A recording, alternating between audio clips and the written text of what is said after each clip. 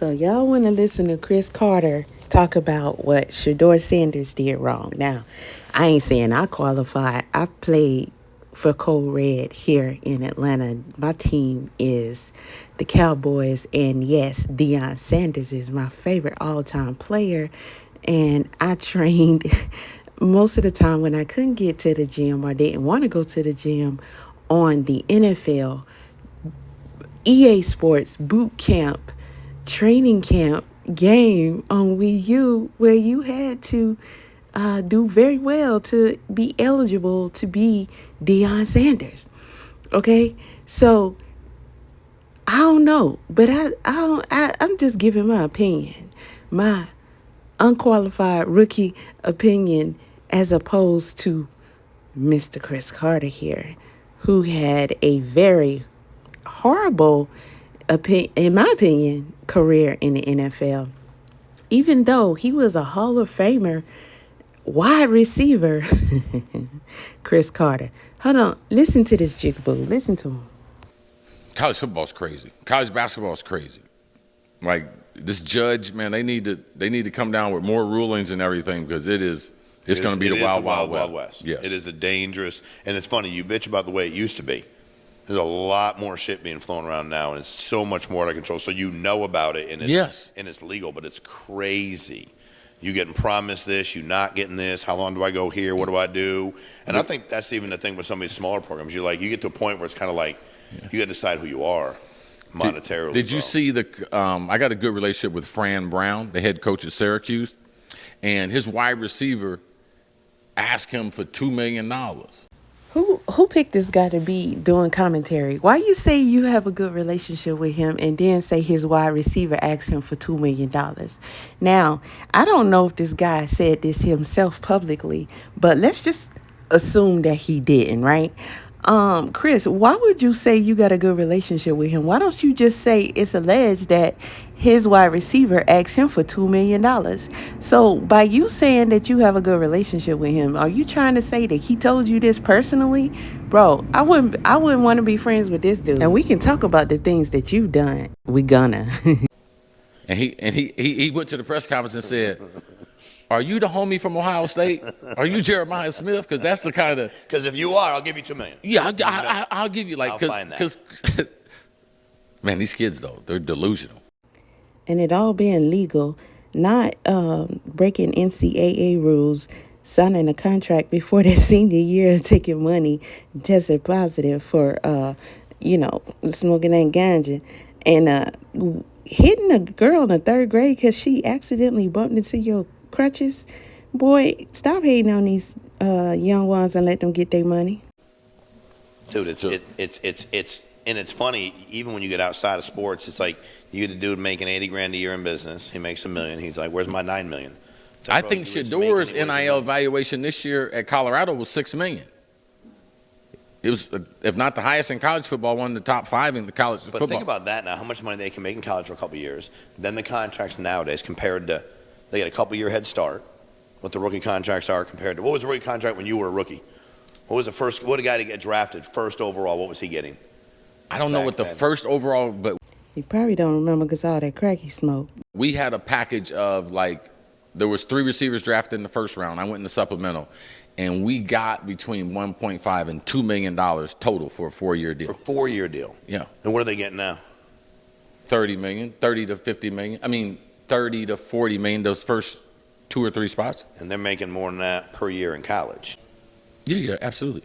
Crazy, dude. Yeah. Absolutely. Yeah, I mean, the top players are making $4 to $10 million in college throughout their career. Yes.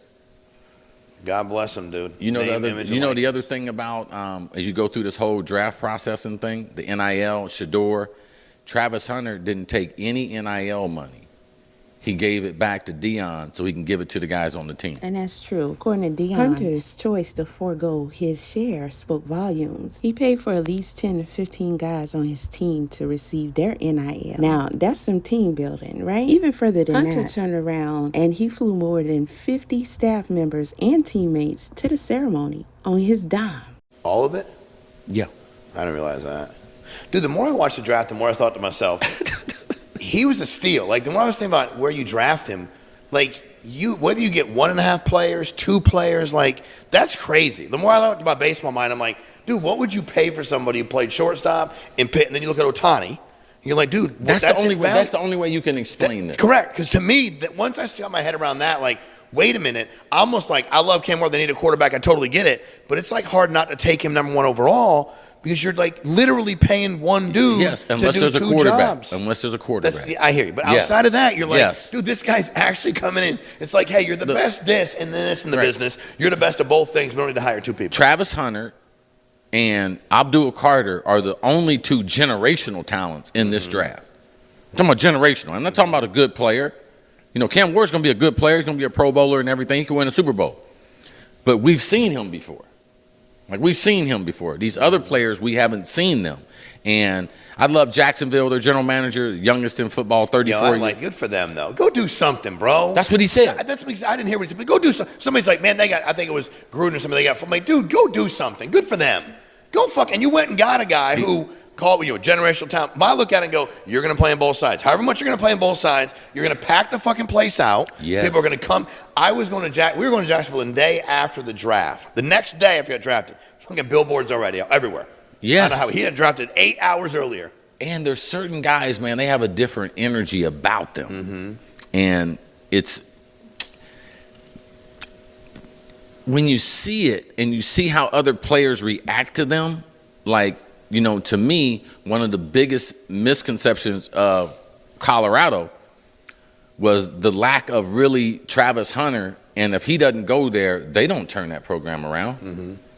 Like, dude played 1,700 snaps, man. Yeah, no, he's a different. 1,700 snaps last season. Like, you can go through, these kids been playing 5-6 years in college. They want to play 1,700 snaps. 5 years of college. And even when he came on the stage, it's different. His energy, the way he moves, yes, the way people gravitate towards him. Everybody's eyeballs are on him. Yes. And you pull for him.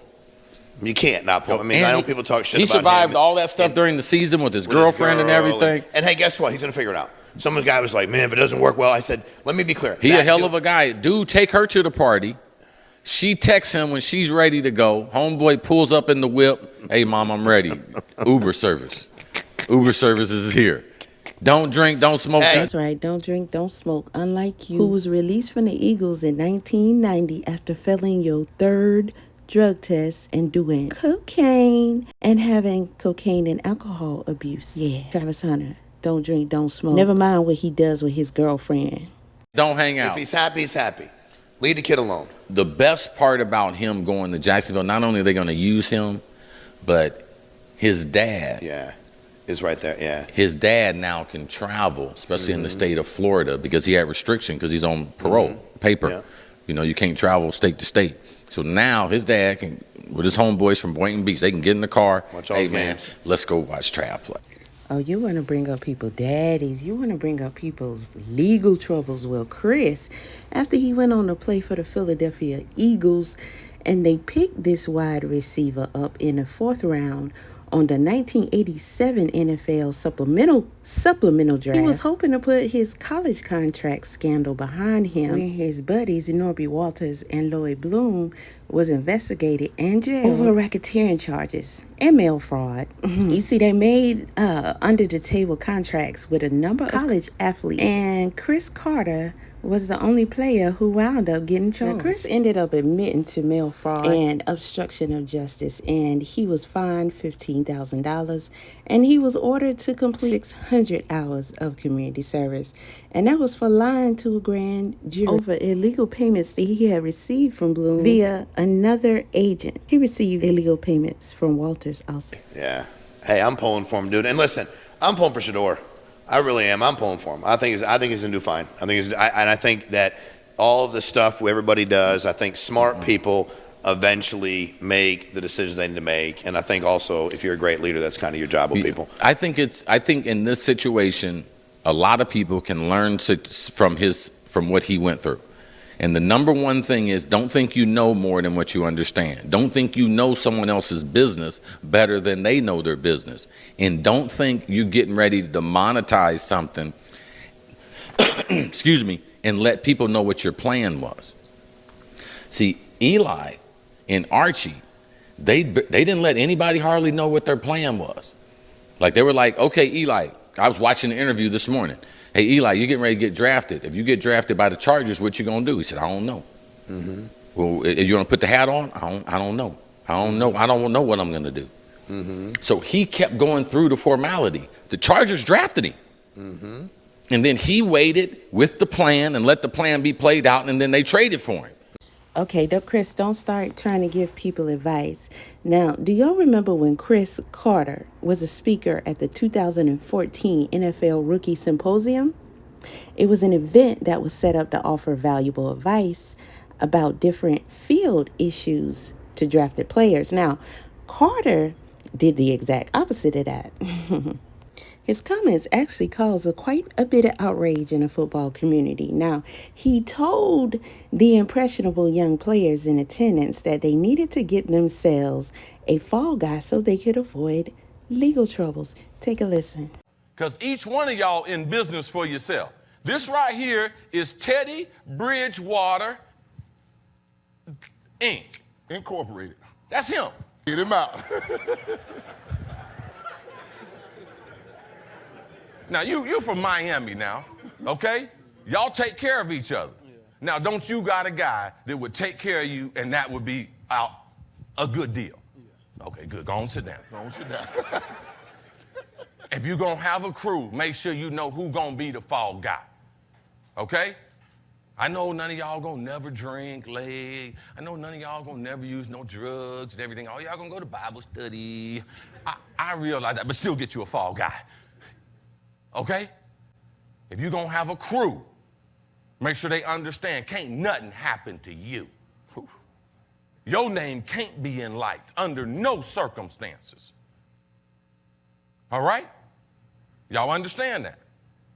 All right, let's go to the first question. First question. Yep. Yeah, to tell them that was just irresponsible and in front of other people, too. So the league decided to distance itself from the Hall of Famer, calling his words unfortunate and inappropriate. But letting people know what the plan was and trying to restrict who you might be going to, like, these are lifetime interviews. Like, people remember, a scout will remember your voice. He'll remember your body language. Because when you come up to be a free agent, he's going to be in the room. And I was in the back of the room when he acted a fool.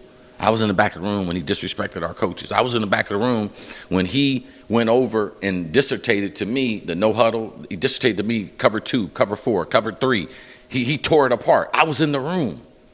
So that's what people kept saying. I was in the room. And that scout said that was the worst interview. Man, do you know how many jack-offs? Do you know how many stupid guys? You know how many guys that say, I don't care about the interview? You know how many guys did stupid stuff? And for one person to say, it's the worst one. Who said that? He didn't identify himself. Got it. But somebody said that behind the scenes. Yes. He don't exist, and this statement does not exist. Use some training in that area. It would help with all that's going on. Is he supposed to say it? Is that allowed? Are they allowed to speak on such things? Probably not if he's not going to identify himself. Now, what coward would want to spread such rumors and not identify himself if it's an official statement that they are allowed to make? Wouldn't you think that this guy would be on the records, given everything that's been going on, especially with this prank call?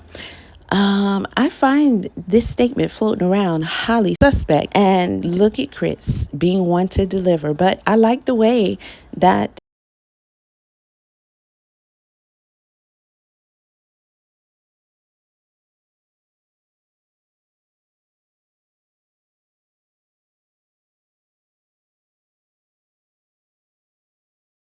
Sean handled it. He's like, yeah. A current coach or a current scout said it was the worst interview he had ever seen.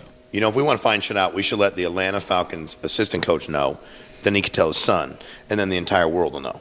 So if we want anybody to know anything, we'll give it to him. So he said it was the worst interview he'd ever seen. Yes.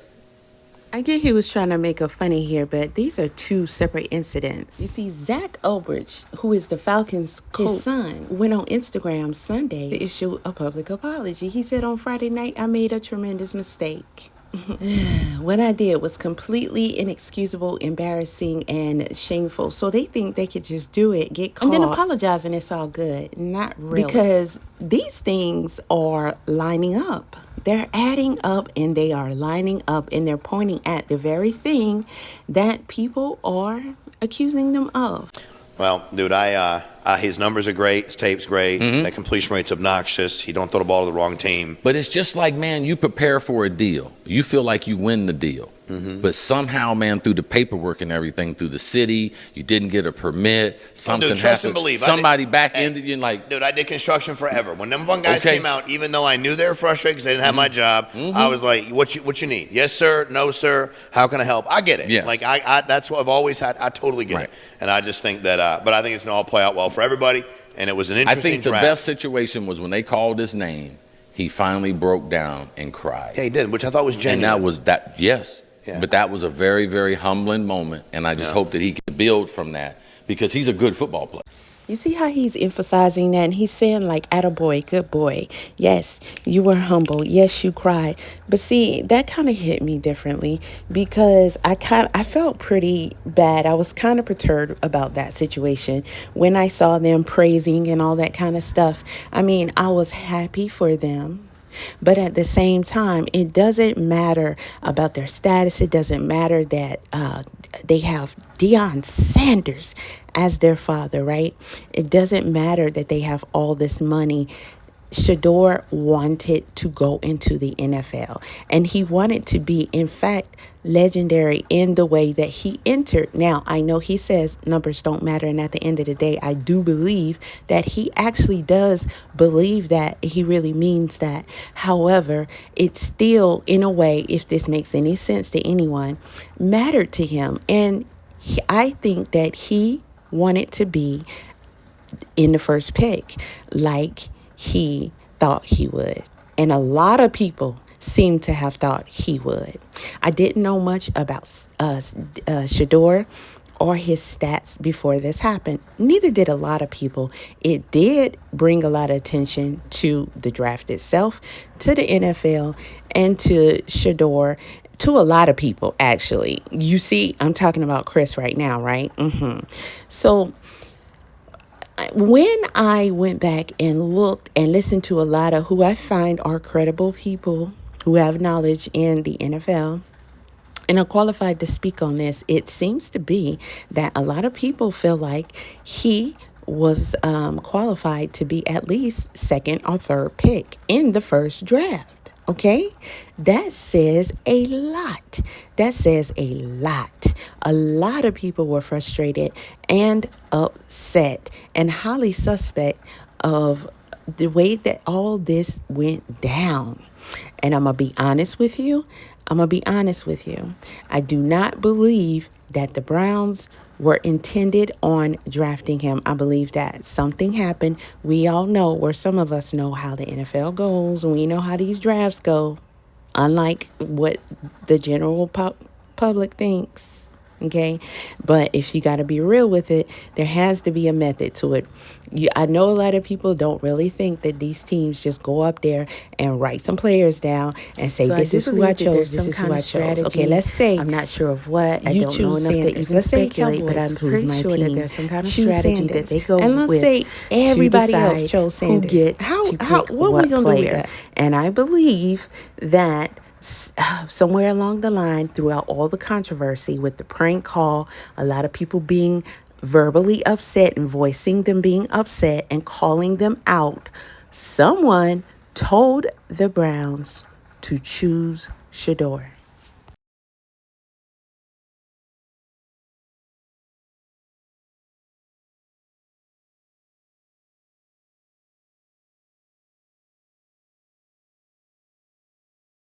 Draft drama surrounding Shedur Sanders. Deion Sanders' son was the victim of a prank phone call that led him to believe that he was about to be drafted by the New Orleans Saints. ABC's Lara Spencer has more. This morning, the NFL investigating this prank call to draft hopeful Shedur Sanders, son of NFL legend Deion Sanders, picking up the phone Friday, thinking it was a coach inviting him to join the team. This is Mickey Loomis here, GM of the Saints. How you doing? Good, how are you, man? Good, been waiting on you. Yeah, we have. It's been a long wait, man. No, for sure. We're gonna take you with our next pick right here, man. Yeah. Yes, sir. Let's be legendary. Yeah, but you're gonna have to wait a little bit longer, man. The caller abruptly hanging up. What does that mean? You heard that? He said you're gonna have to wait a little bit longer. Nobody got that number but coaches, strictly for that reason. But it wasn't a coach or anyone from an NFL team. This is Mickey Loomis here, GM of the Saints. Instead, it was these young men seen in this video circulating on social media, impersonating New Orleans Saints general manager Mickey Loomis. We're going to take you with our next pick right here, man. Yeah. Yes, sir. Let's be legendary. Yeah, but you're going to have to wait a little bit longer, man. Okay. Sorry about that. The Atlanta Falcons releasing a statement saying Jax Ulbrich, the 21-year-old son of defensive coordinator Jeff Ulbrich, found the number and was responsible for the call. That video showing Ulbrich and a friend making the call.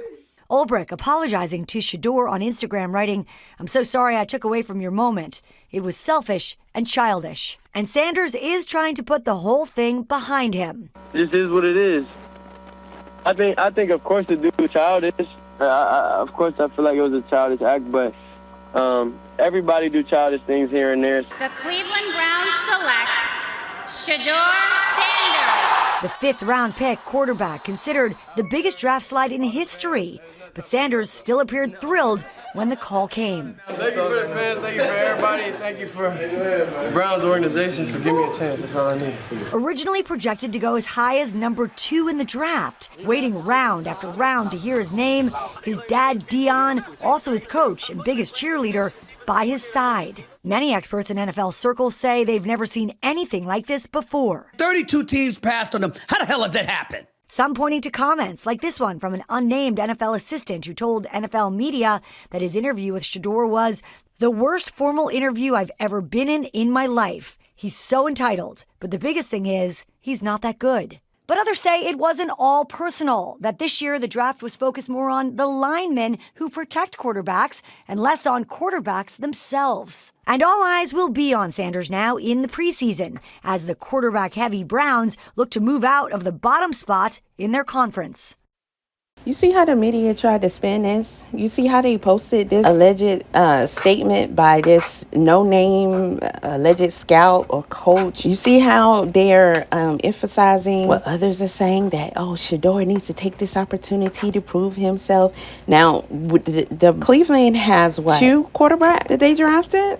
So, you know, there's going to be, they're going to have to compete for that. But, again, like I said, I do not believe that they were going to get Shedur. I don't believe that they wanted Shedur. I believe that they were told to get Shedur and reluctantly did so, and people who were reading their reaction and body languages were correct. So this guy happened to be visiting his parents, and he had an iPad open with this information on it, and he just so happened to go on the iPad and see one number. He probably saw more numbers, but he picked this particular player to call and make a prank call to, knowing that Shedur was waiting and people were confused as to why he wasn't drafted yet. And he called him to act like he was going to draft him. And as soon as Shedur says legendary, he says, yeah, but you're going to have to wait. I felt that in my gut. It wasn't necessarily the plan going into the weekend to select 2 quarterbacks, but as we talk about, we do believe in best player available. We do believe in positional value, and we didn't necessarily expect him to be available in the in the 5th round. And so we love adding competition to every position room and adding him to compete with the guys that are already in there. We felt like that was the appropriate thing to do. When we saw your guys' reaction in the war room, it just didn't look necessarily exuberant. So I don't know what we were seeing, but maybe you can explain that. And then also, like, how did this happen? Yeah. I think we're probably just tired from the weekend. Those clips, it's not timed up to exactly the right when time. We're actually so I wouldn't don't read too much into that. I think that's self-explanatory. I mean, they picked this guy first. Me personally, the NFL is not basing shit off talent. If you're basing on talent, you're not going to say it was 142, 143 niggas better than the nigga. Period. This was personal. I don't think this kid definitely should have dropped to the 5th round. No. And I hate when you have unnamed sources. If you're going to say something that bad to disparage a kid, put your name on it. Yep. First of all, and you said about a lineman draft. If there's a good quarterback, people want a good quarterback. You watch so many quarterbacks who have no amount of production like he had, and it's about numbers when it comes to quarterbacks. And I spent time with Tom Brady this past weekend, and we watched the draft. And as Tom said, he's an example. Doesn't matter where you pick. That's right. Right. Economically, he's got plenty of motivation. Economically, this may have hurt Shedur Sanders, but opportunity-wise, it didn't, because he's on the team where I think he has a good shot to make a difference, and I think the kid's going to be a great player. Yeah, you heard him say all I needed was the chance. So that's it. It's over. It's done. It's finished. Just like that. This kid gets picked in the 5th round, and the NFL is not going to come on and give us an explanation what happened. like we're all a bunch of dummies just sitting around. Like, you're not going to tell us why this kid didn't get picked in the top five picks? I mean, this is just insane. I can't believe nobody's got the balls or the courage to come in front of TV, on a mic, and come and tell everybody this is the stance and this is why that this happened in the National Football League. I don't know. We didn't like him. We directed all the teams not to pick him. We have a problem with his dad. We got some beef here, some beef there. But nobody owes us an explanation, right? We just continue to support the NFL, spend hundreds or thousands of dollars on all your games, supporting all the commercials that you're collecting millions upon millions, but you don't owe us an explanation. And you basically just put this kid through the ringer, and you just put his family through hell and back. Thank God, I gotta be honest with you, watching this whole thing happen, to me it's full on bully tactics. Thank God that, God forbid, this kid would have went into a deep hole or deep depression and made national news. This Shedur goes on and takes his own life because the depression was so horrible about the bully tactics. Shame on the NFL. I mean, I gotta tell you, I understand the personality, I understand the big time, I understand the things that you demand to happen in your league. But, my platform here does everything they can to support children that are being bullied, as 4,800 children every year take their lives due to bullying. And what you just showed to the world, at least to the United States of America, that bully tactics are okay. And they should be allowed. And it should be on the big stage, on the big screen. And what do you think when kids watch this, that you were trying to make, leave a clear message, but children are going to watch this and say, well, if the NFL can do it, well, why can't I do it too? We got junior high school, elementary school, high school, teachers aren't doing anything about it. So, you know what? Who cares? If the NFL can do this to Deion Sanders' son, well, I surely can wake up in the morning and continue to pick on that other kid that everybody else is picking on, because who cares, right? Who cares in this world? Nobody's going to do anything about it. And that's all I got to say about that. I think it was a pretty shitty tactic from the NFL. And I think you guys, I got to tell you, I think you're going to lose some fans over this, and I definitely think you're going to need to do better. And that's all I can say about that. Midnight, I am out. So Kyron Lacy unalived himself, but he was supposed to go to the 2025 draft, and he was accused of being directly involved in an accident that caused the unaliving of another person. However, his lawyer said that he was scrutinized in the public eye, and he was not directly involved. This is undoubtedly the worst case I've ever come across in my legal career. Nothing has pissed me off more than this case from day one.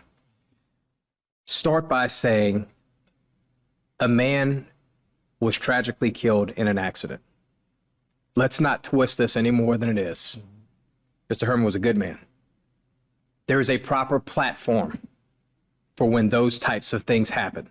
And in this case, it was not and is not criminal court. Let's be very clear on that right now.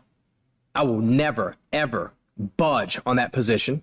A grand jury was set today for the whole public to know not once, yet to this day, has anybody ever said anything otherwise than the district attorney's office in Lafourche Parish has yet to this day to accept formal charges. Let that sink in. Mm-hmm. We were set for grand jury today. I am privy to so much information that no one has. To get a report is a report. You know how many cases we get reports on that ultimately end up in acquittals? This one never even got past a grand jury yet, and they crucified this kid. Mm-hmm. And when I mean crucified in a manner I cannot describe, I had these talks with him where you're trying to calm it down, say, man, turn it off. Let me take the heat. I got thick skin. You got a problem with me on social media? Come at me. Who cares? They know nothing about this other than what was portrayed in an initial report that they're pieced together. They have no idea what I know now. They have no idea what was about to come out. And ultimately, I assure you, will still come out. This is just, I'm infuriated. And that takes nothing from the loss of Mr. Herman. Let's be very clear. A good man, a good family. I get it. There's a civil suit filed. That is the platform. Mr. Herman didn't ask for, you know what I mean? They had nothing to do to concoct this story. There's reasons all this happened. I know what they are. And it really has nothing to do with that side of things. No one's ever once disputed that. Kyron's grandfather is a veteran, right? The narrative spun here has just been fascinating. Quite frankly, whether you were Marine or not, everybody's life is important. I have the utmost respect for Marine. Kyron had the utmost respect for Marines. Mm-hmm. That's irrelevant in this case, but the media didn't see it that way. The media, the same media, you know how upset he was? Every mugshot that was placed on there, you couldn't give him the courtesy of the 5,000 other pictures he had. You put him in a jumpsuit as if he was a thug and if he was this awful kid. The whole thing is wrong.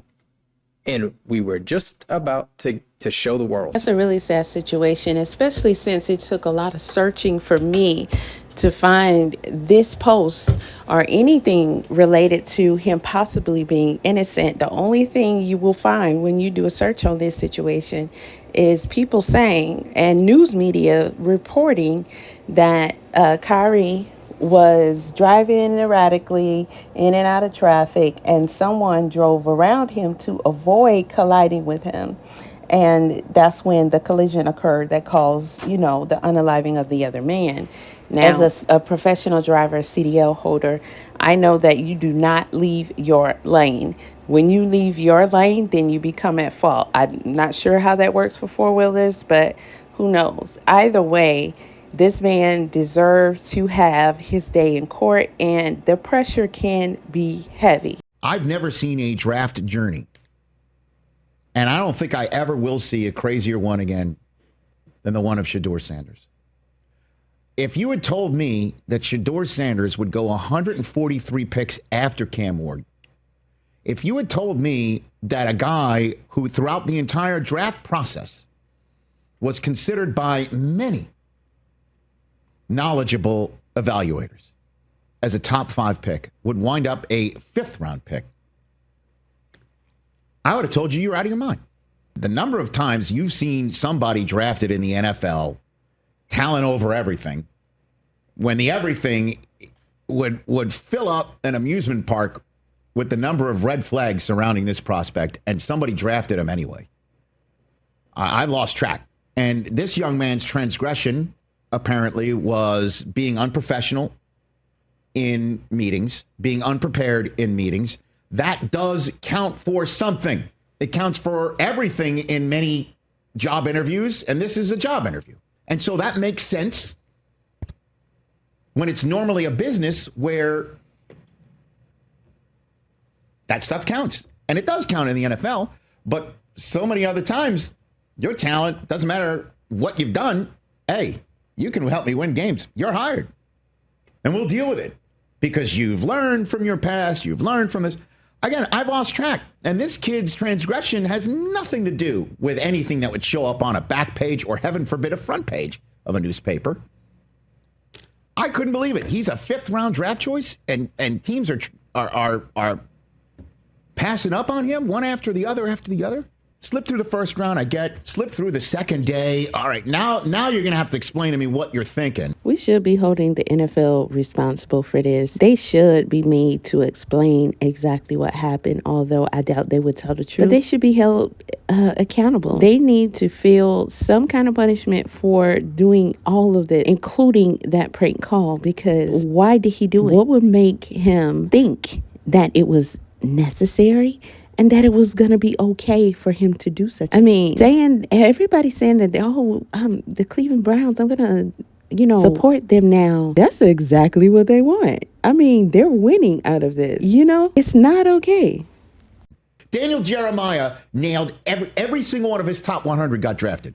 Every one of them. Perfect 100 for 100. Not in the order, but it just shows you he knows talent. Shedur was number 20 on his draft board. 20 being drafted in the 5th round.